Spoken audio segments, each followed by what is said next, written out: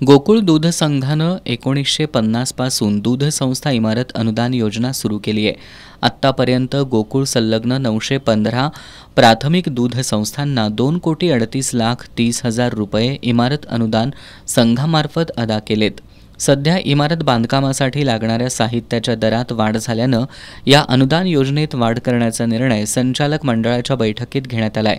त्यानुसार गोकुळला प्रतिदिन 1 ते 100 लिटरपर्यंत दूध पुरवठा करणाऱ्या संस्थेला 32,000 रुपये, 101 ते 200 लिटर दूध पुरवठा करणाऱ्या संस्थेला 37,000, 201 ते 300 लिटर दूध पुरवठा करणाऱ्या संस्थेला 40,000, 301 ते 500 लिटर दूध पुरवठा करणाऱ्या संस्थेला 45,000, तर 500 लिटरहून अधिक दूध पुरवठा करणाऱ्या संस्थेला 50,000 रुपये इमारत अनुदान दिले जाणार आहे. ही वाढ 1 जुलैपासून लागू करण्यात आल्याची माहिती गोकुळचे चेअरमन अरुण डोंगळे यांनी दिली आहे. सन 2010 पूर्वी अनुदान दिलेल्या संस्थांना मागील दिलेलं अनुदान वजावट करून शिल्लक राहिलेली रक्कम दुसरा मजला अनुदान म्हणून अदा करण्यात येईल याची नोंद घ्यावी, असं आवाहन चेअरमन अरुण डोंगळे यांनी केलंय.